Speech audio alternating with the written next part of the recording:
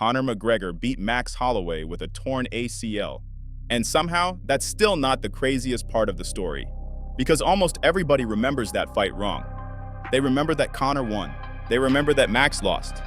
Then they jump straight to UFC 329 and assume they already know what happened back in 2013. But the truth is a lot more complicated than that. And if you're trying to predict what happens on July 11th, understanding that first fight matters more than ever. Not because it tells us who wins the rematch, because it tells us how much both men have changed. That's the story nobody is talking about. Everybody's focused on the comeback.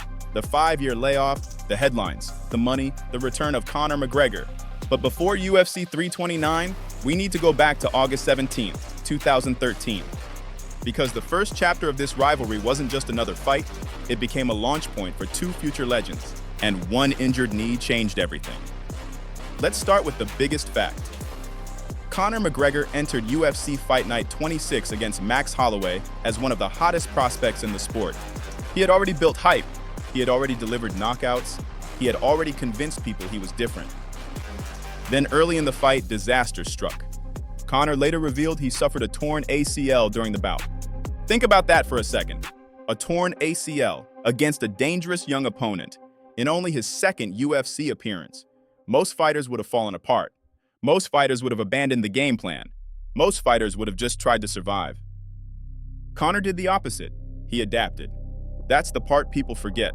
The version of McGregor fans remember is the striker, the trash talker, the left hand, the knockouts. But against Holloway, he had to become something else, a problem solver. And that's why the fight still matters today. Here's the question. How many people talking about UFC 329 have actually watched that fight recently? Because the details tell a very different story. Conor won a unanimous decision, but it wasn't the type of performance that became famous later. There was no 13-second knockout, no viral finish, no iconic walk-off moment. Instead, there was discipline, control, adjustment, and frankly, patience. That's important, because patience was never supposed to be the headline of the Conor McGregor story. Remember when Conor said he was not here to take part, he's here to take over? That became the slogan, the identity, the movement. But against Holloway, taking over looked very different. It looked tactical, it looked measured, it looked smart. And that tells us something about the fighter Conor was becoming.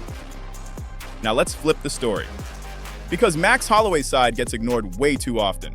When people discuss the first fight, they usually stop at one sentence. Conor beat Max. That's technically true, but it leaves out the most important context. Max Holloway was only 19 years old. 19. Think about where most fighters are at 19.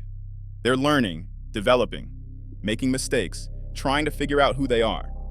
Holloway was already sharing a cage with a future superstar, and even in defeat, there were signs. Signs that this kid would become something special, because Max kept fighting, Max kept learning, Max kept improving, and over the next decade, he transformed into one of the greatest featherweights ever.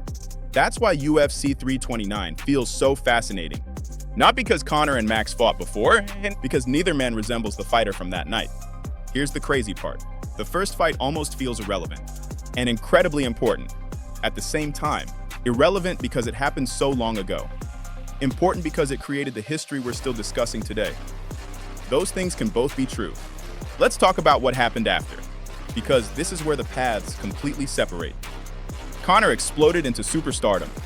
In 2015, he knocked out Jose Aldo in 13 seconds at UFC 194. One punch, one moment. One of the most famous finishes in combat sports history. Then came UFC 205 in 2016. Eddie Alvarez, second-round TKO, the first UFC double champion. The Notorious became a global superstar. Everything Conor predicted seemed to happen. The rise was unbelievable, but while Conor was becoming one of the biggest stars on the planet, Max Holloway was quietly building something different. Consistency, experience, depth. Fight after fight, year after year, no shortcuts, no overnight explosion, just improvement. And eventually, that improvement produced a champion, a future Hall of Famer, a fighter respected by virtually everyone in the sport. That's why this rematch feels different than most rematches. Usually somebody is chasing closure. Usually somebody is trying to settle unfinished business. This doesn't feel like that. This feels like two completely different careers colliding again. Remember when people used to ask whether Holloway would ever become champion? Now people ask whether he's one of the greatest featherweights ever. That tells you everything. Now let's bring this back to UFC 329, because the biggest storyline isn't the torn ACL, it's what happened afterward. Conor's entire career became built around proving people wrong. Max's entire career became built around outworking people. And now those philosophies meet again. That's what makes this matchup so compelling. One man built his legacy through moments. The other built his legacy through accumulation. One became a global phenomenon. The other became a technician respected across the sport. Neither path was wrong. Both worked. But now they collide again. And here's where the 5-year layoff enters the conversation. Because it has to. Every UFC 329 discussion eventually comes back to the same question. What version of Conor McGregor are we getting? Nobody knows. Not the fans, not the media, not even Max Holloway. 5 years away is an eternity in MMA. That's why comparing the 2013 fight to the 2026 fight becomes dangerous. The circumstances are completely different. The ages are different. The careers are different. The expectations are different. Everything is different. The only thing that's the same is the names on the poster. And that's why I keep coming back to the torn ACL story. Not because it predicts the winner, because it reveals something important about Conor. Adaptability. People remember the knockouts. I remember the adjustments. A fighter doesn't win at the highest level without both. The torn ACL fight showed a side of McGregor that casual fans rarely discuss. The side willing to make changes when things go wrong. The side willing to win ugly if necessary. And if Conor is going to beat Max Holloway at UFC 329, that version of himself might be more important than the knockout artist. Because Max Holloway isn't easy to finish. He isn't easy to discourage. He isn't easy to break. You need more than power. You need answers. And that's what makes the first fight worth revisiting. Not because it tells us exactly what happens next, because it reminds us these fighters are more complete than the stereotypes people assign them. Conor isn't just the left hand. Max isn't just volume. Both are far more complicated than that. And that's why this rematch feels historic. Not because two names are meeting again, because two careers have traveled incredible roads to get here. So here's the truth about Conor versus Holloway in 2013. It wasn't the beginning of a rivalry. It was the beginning of two separate legends. One fight, one torn ACL, one young Max Holloway, and a result that helped shape UFC history. That's why the story still matters.